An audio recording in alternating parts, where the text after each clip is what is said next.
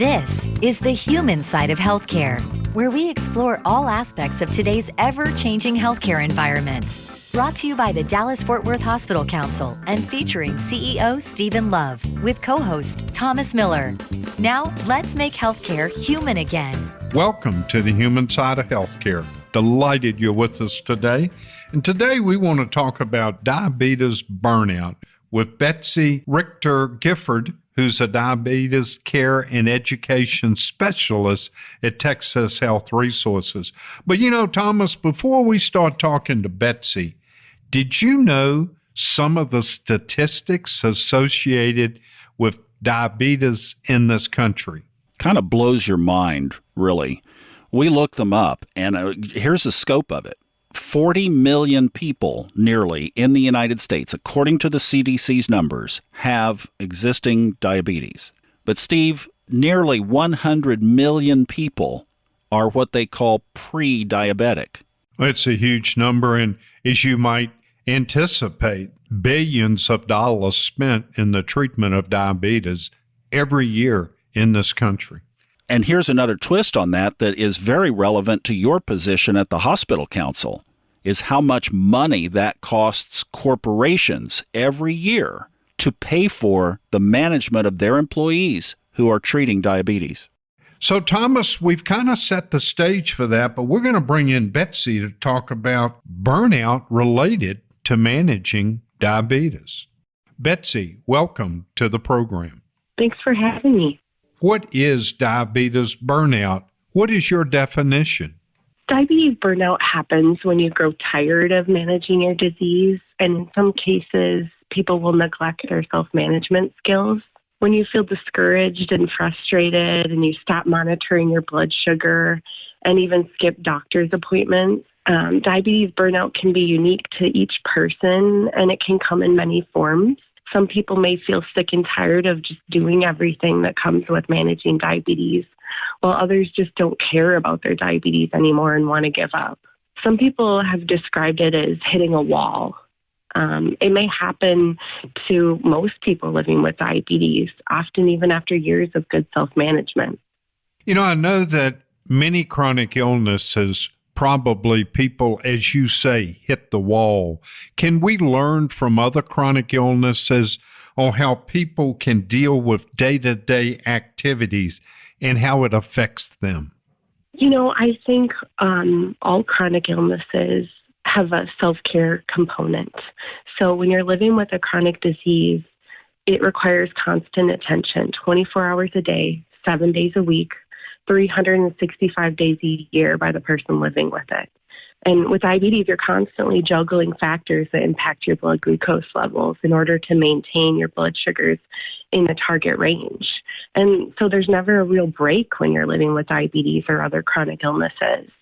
It can also be really expensive to live with chronic illness. And so for those reasons, living with chronic illness and diabetes is not easy, and it can certainly add stress to your life.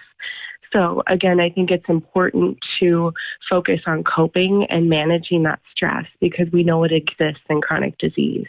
You know, I know each person is different, but in your experience, how common is it for people to have burnout related to diabetes?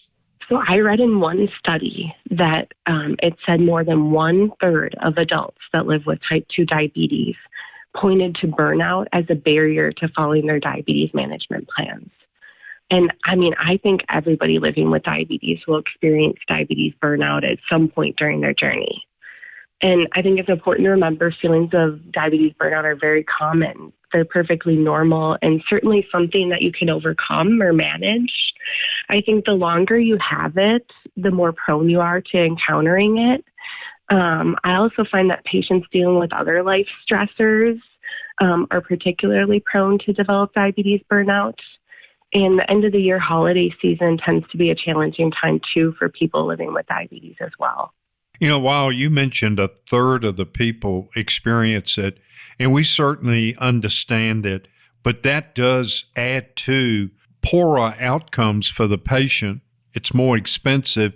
And as you indicated, it's probably tempting at different times of the year.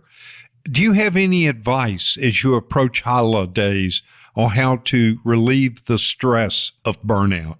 I think if you're experiencing increasingly negative feelings about your diabetes self-care, know that it's okay and it's normal, but don't just ignore it. If it's getting in the way of successful self-management at home, you may need to get re-energized. Meeting with your diabetes care and education specialist can help you kind of refocus or regain perspective. We can help you make a plan to get back on track and then be successful in your diabetes self-management before it has a serious impact on your health. It's also important, when living with diabetes, to get support from friends and family and coworkers. Some of my patients find it helpful to connect with others who are also managing diabetes.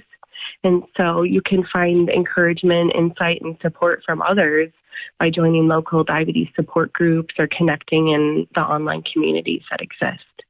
Managing diabetes, as you indicated, can be very tedious. Are there any new breakthroughs related to technology that can help relieve some of this burnout? Yeah, so there's been a lot of advances in the monitoring. We're seeing more continuous glucose monitors hit the market, and these are wearable devices that people can use either a reader or a phone to monitor their blood sugar in real time without having to poke their finger. And so for convenience and looking at trends and getting more data and information, these can be really helpful tools when you're managing diabetes. Of course, the challenge is these can be expensive and costly, and so for some patients, they're just not in reach. Do you have advice for family and friends that may have a loved one that is beginning to experience burnout, and do it in a way that it's positive and they're not fussing at them for not following certain things they know they should do? Yeah, for loved ones, supporting somebody living with diabetes, I think your approach is vital to the person experiencing diabetes burnout. Come from a loving, caring place rather than in a judgmental or shaming way. Genuinely connect with your loved one by sharing your concern and your desire to support them. Ask your loved one with diabetes how you can help to support them. It's very important, too, to acknowledge their feelings of exhaustion and frustration from living with this disease. Give them a safe space to express that frustration and sadness, and then also be there to celebrate with them when the things are going well in managing their diabetes. You mentioned in your answer stress. So important. Stress could impact how you eat, how you exercise, etc., and that could impact your overall chronic condition. Would you agree? Yes, stress plays a big role. And honestly, we know that living with diabetes is stressful. So managing the stress of living with diabetes is very important in preventing burnout, because when that stress goes unaddressed and you don't find healthy ways to cope, that's when it progresses to burnout and becomes problematic. We are listening to Betsy Richter-Gifford, RN, Diabetes Care and Education Specialist at Texas Health Resources. You can check this interview out on our podcast as well, The Human Side of Healthcare, on all the audio podcast players, including the Odyssey app and YouTube.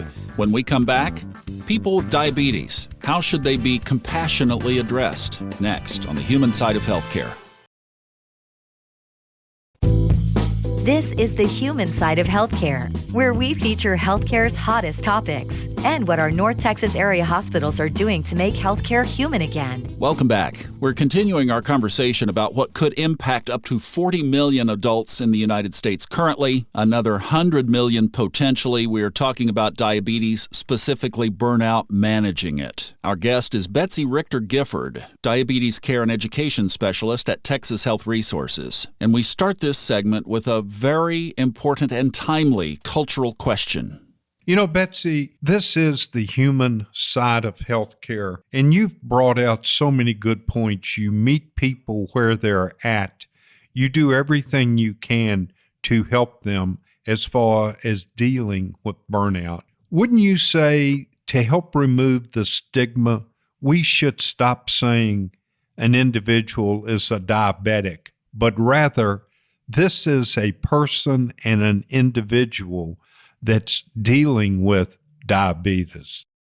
Yes, and I'm so glad you recognize that and we're able to share that message with the community, because there has been a whole publication on the language of diabetes care, and the language that we use as healthcare providers and even in the community as media professionals is powerful. So you're very right. I may have diabetes, but there's so much more to me. So when we use the term diabetic, it can kind of be problematic in that way. I'm a person living with diabetes, and I'm a person first. So thank you for recognizing that. You know, when people sense that they're beginning to burn out, or even a family member or friend brings it to their attention, what should they do to seek help?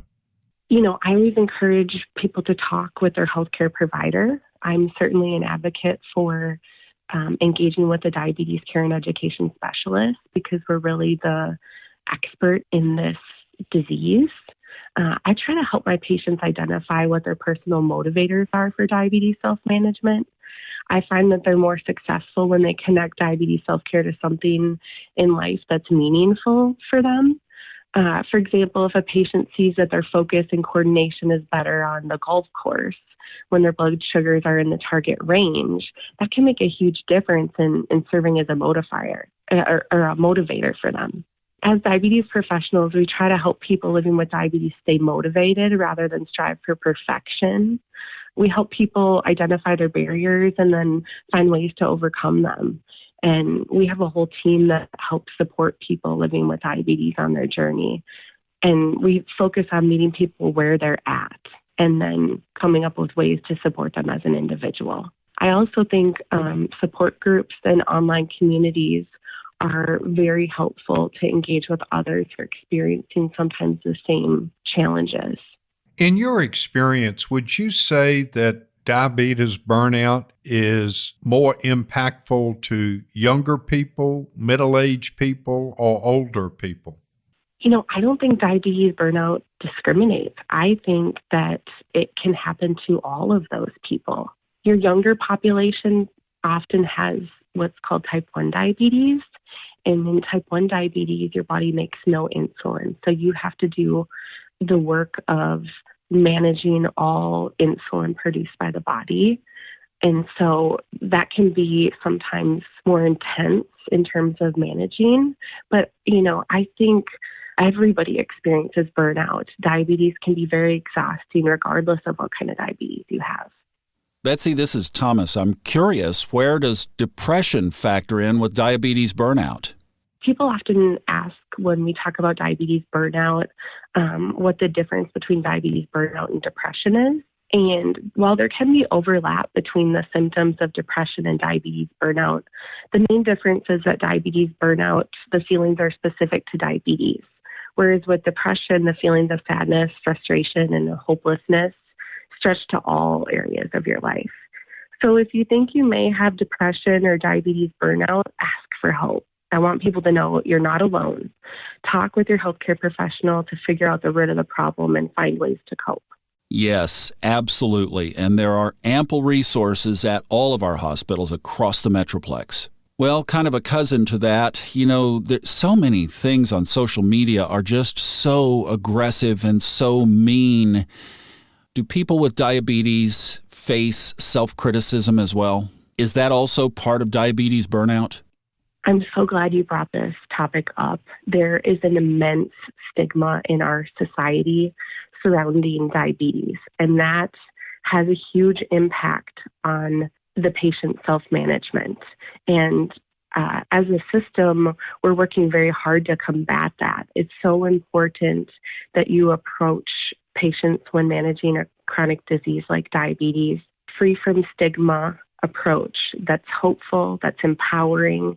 And there's literature that shows how you approach the disease as a healthcare team can impact the patient's engagement. I always encourage people to kind of listen to their healthcare team, because you're going to hear when you're diagnosed with diabetes things from everyone.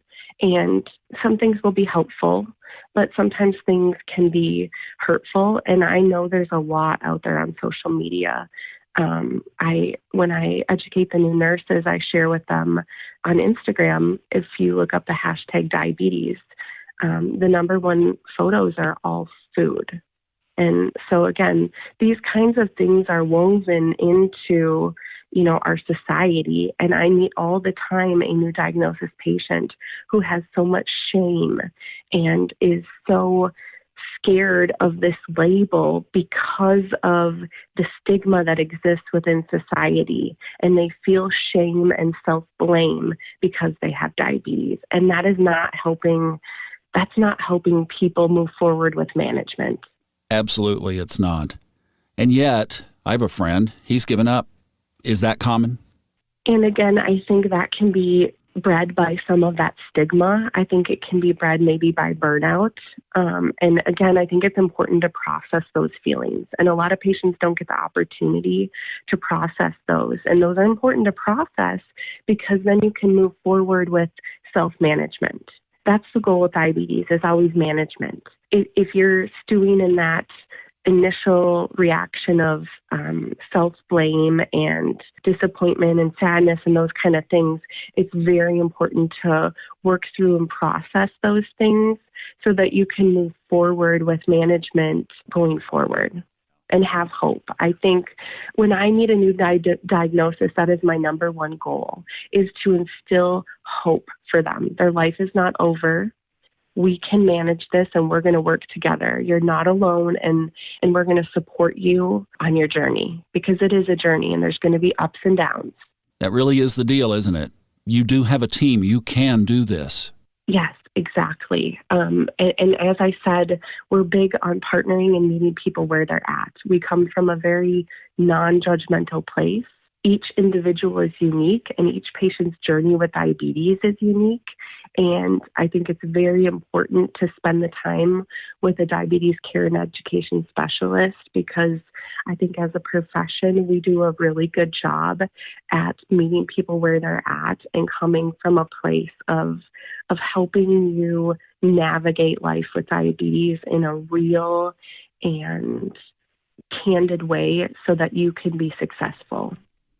Betsy, I just looked on cdc.gov, and there's a very interesting statistic that I would love to have you comment on. According to their numbers, 11% of the U.S. population, around 38 million people, have diabetes. But listen to this, 96 million additional people 18 years or older. That's nearly 40% of the adult U.S. population have prediabetes. That's a staggering number. This is really a significant issue. Yes. And, I think it's positive that we're identifying it early, because then you can start engaging in some of the self-management behaviors that can prevent, type 2 disease progression, which I think is forward progress, because if we don't know that we have diabetes, you can't engage in self-management. So I think we're doing a better job at identifying it and then identifying prediabetes so earlier. And I think that is progress. Absolutely. And the other thing here is, I would imagine inside that 96, almost 100 million people. That's just, let that sink in for a minute. That's an enormous number. But inside that number would be a lot of people that don't even know that they are pre-diabetic, don't know what that means, and also don't know that it's reversible. Yeah, and again, I think sometimes that's because there's barriers to sometimes getting healthcare. Preventative healthcare can be a challenge. And then also, not having the resources to engage in self-management due to sometimes social barriers and things like that. And, I think the goal is always to prevent disease progression.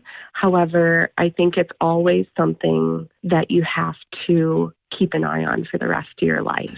Betsy Richter-Gifford from Texas Health Resources, thank you for your comments on a very important issue in our society today. We're keeping the Texas Health Resources theme going. When we come back, David Tesmer is the Chief Community and Public Safety Officer for THR, and we're going to talk with him about a recent award that THR received for their community service. That's next on the Human Side of Healthcare.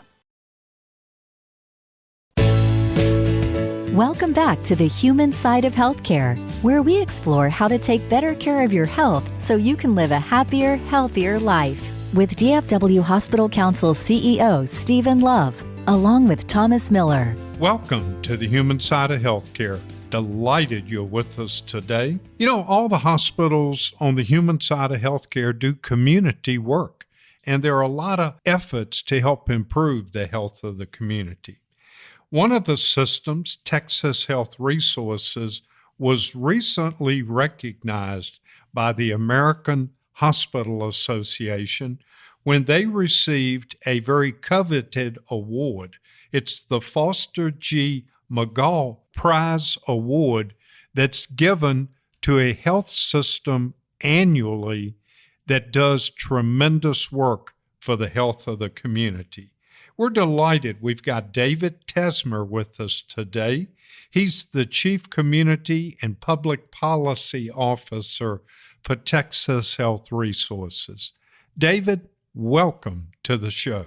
Well, thank you, Steve. I'm honored to be a part of the conversation today, so thank you for having me. Could you explain what it means to Texas Health Resources to receive such a coveted award and how community health and well-being is an integral part of your healthcare system? Well, thank you, Steve. I think first and foremost, we are very, very humbled to be recognized by our peers throughout the country. But, improving the health and well-being of those that we serve here within Texas Health as a faith-based nonprofit, it's actually part of our mission. It's what you would say it's built into our DNA. So I think we would be, I think our comment would be, while the recognition is very, very nice, and when, as I said, we are humbled, we're really most proud of the work that it represents. Really about the lives that have been improved by expanding access to care and really connecting North Texans with services and resources. The award really highlights health systems that work in areas of partnership and collaboration. And I think it's really through the power of partnerships and collaborations that we here at Texas Health are really making a difference in the health and well-being of our community. So in many ways, we find this as a kudos to our numerous partners that we work with throughout the community. For our listeners out there, can you give some examples and kind of highlight, if you will, some of the ways that Texas Health has reached into the community to achieve this award? Well, I think, first and foremost, what we've really done here at Texas Health over the past few years is we really have taken an approach to what I would call a zip code based, looking at those zip codes within North Texas that are truly underserved in terms of health care, what we also call the social determinants of health in terms of lack of food, lack of access to health care. So we really have kind of taken that approach that zip code is really more important than one's genetic code. Where you live has a huge impact on your health. So I think some of the ways that we've done that through partnerships is through our Texas Health Community Impact work. We've provided over $10 million in what we call community impact grants to really help those nonprofit organizations that are out there each and every day to help them with meeting some of the crucial health care needs and those social determinant needs for many within North Texas. And many of those which were even highlighted or made worse through the pandemic. So our belief in that work is also a belief that we got to really improve the health and well-being of our communities. In many ways, we need to work upstream. We need to get to folks before they need health care, before they show up in our emergency departments, for example. So really trying to meet those needs. So through that work, through a community impact, we're able to work very, very collaboratively.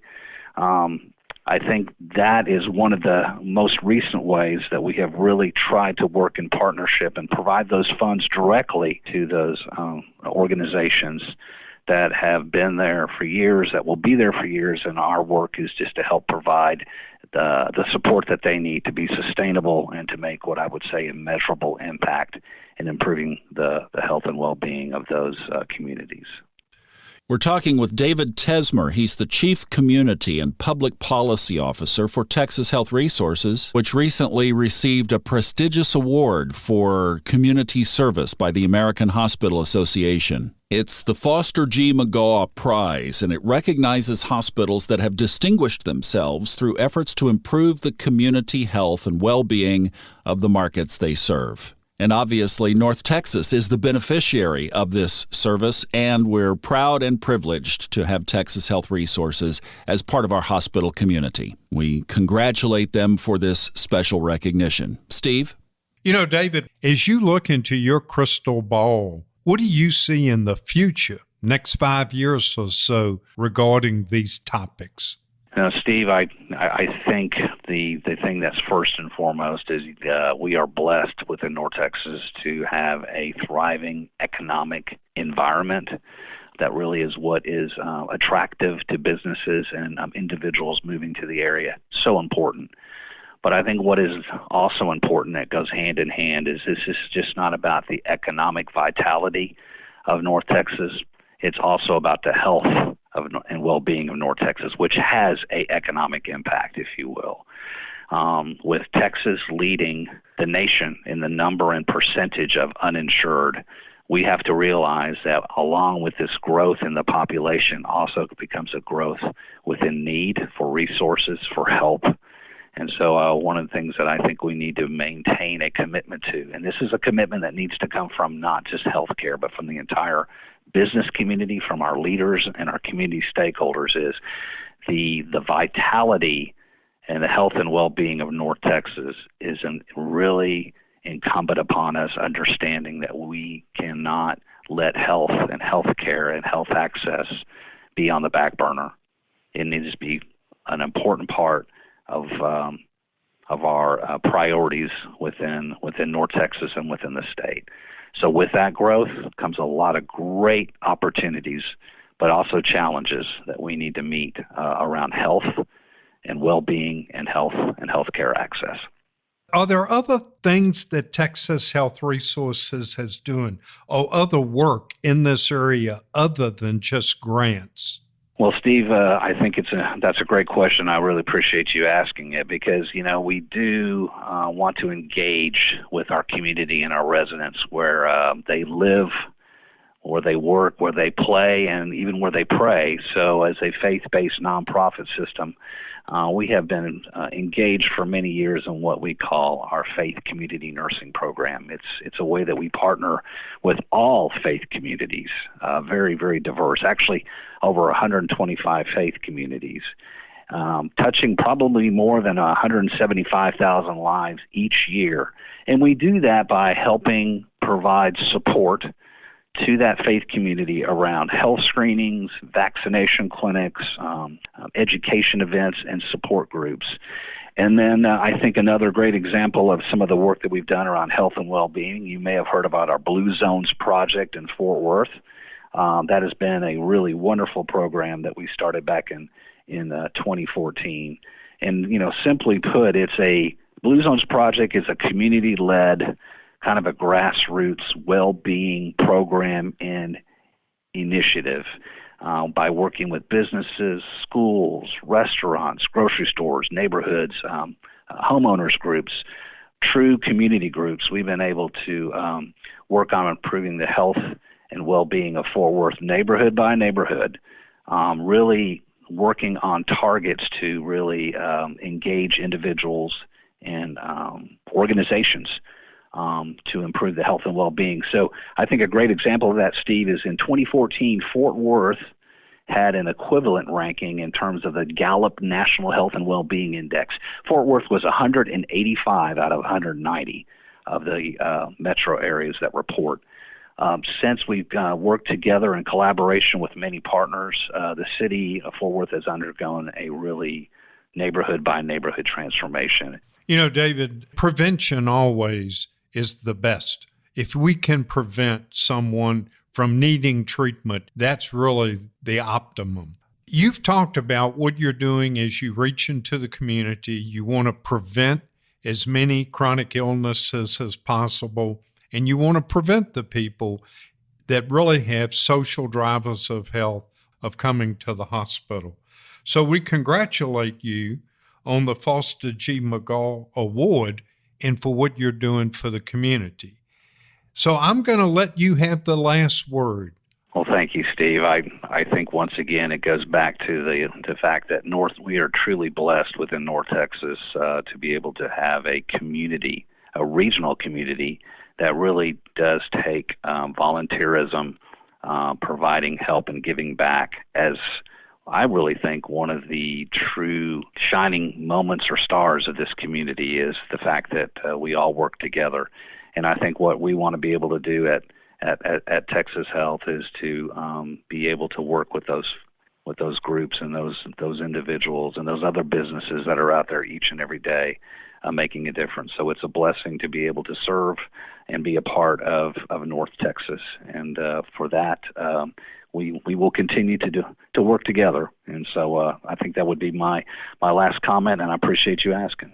We've been listening to David Tesmer. He's the Chief Community and Public Policy Officer for Texas Health Resources, about recently receiving the Foster G. McGaw Prize from the American Hospital Association for distinguished service to their community, which of course is all of us. A big hats off and congratulations. And in honor of Texas Health Resources, we're going to keep them going. So when we come back, Chaplain Elizabeth Watson Martin is going to talk to us about the importance of the faith aspect of the work at all of our hospitals, especially over the last 2 years.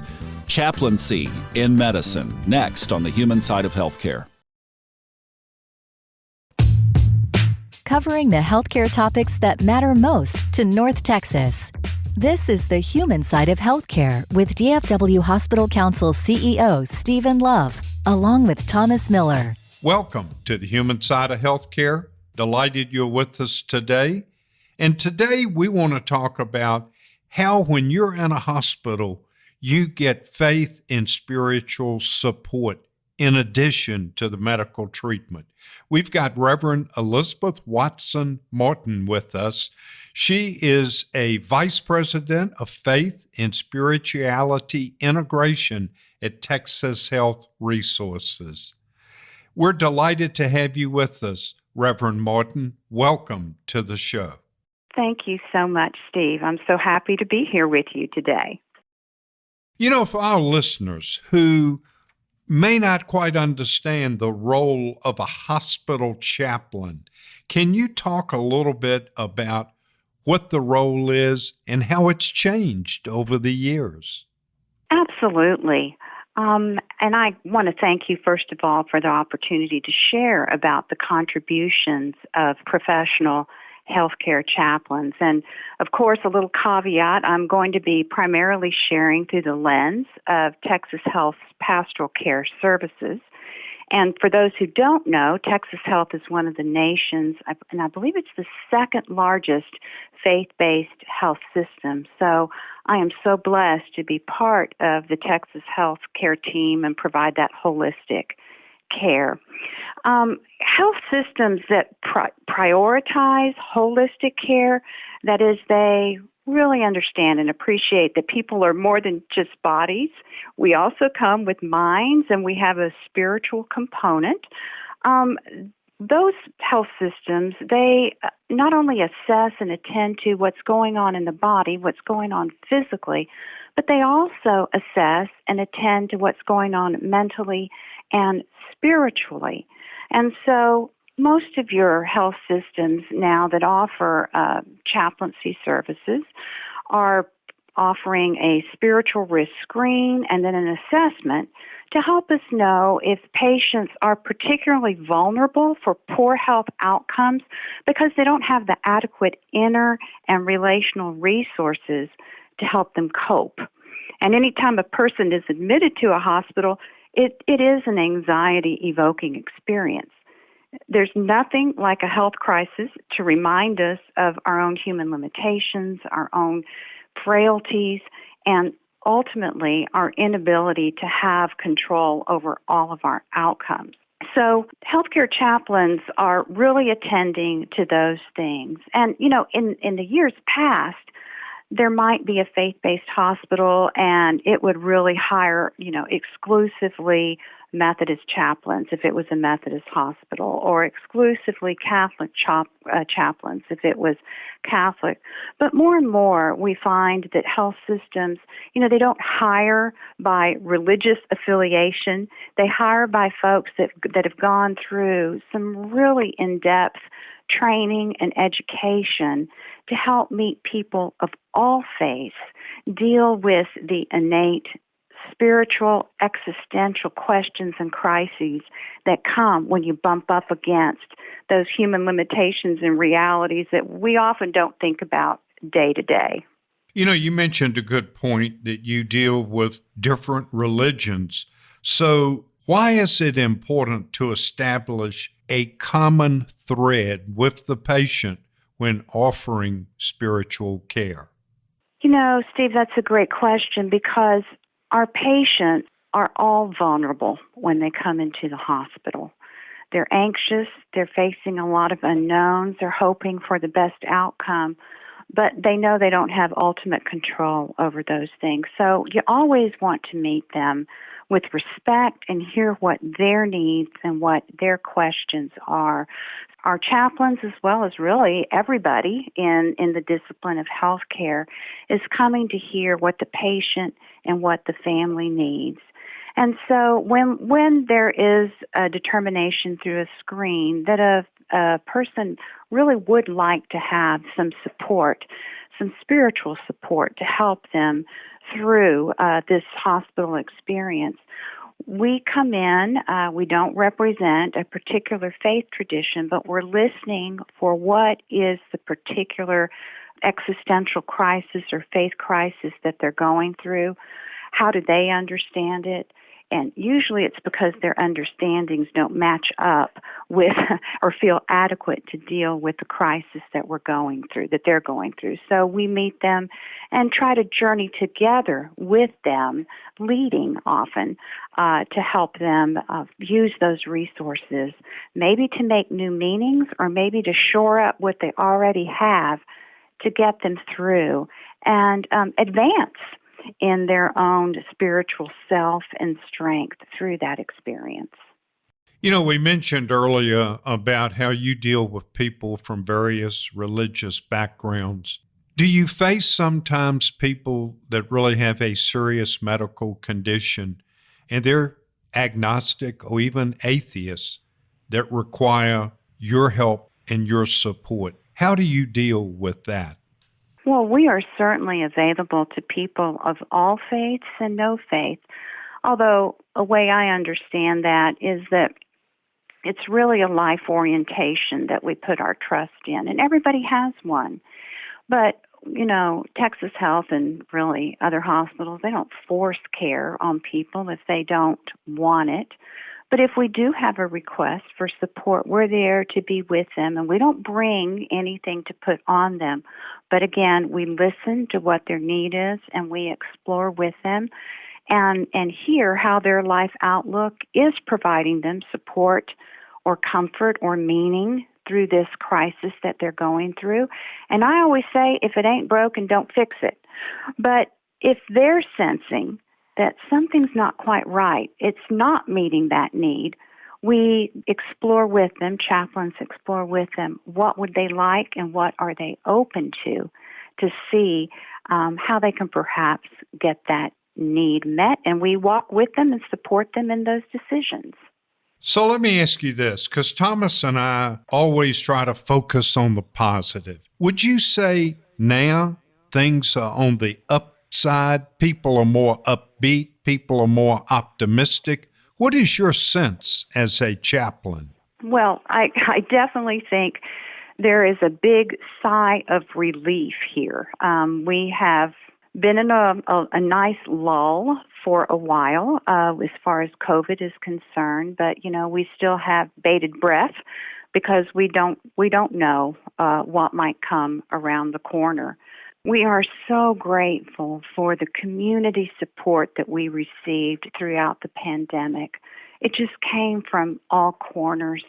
And nurses felt like heroes and appreciated through all of that.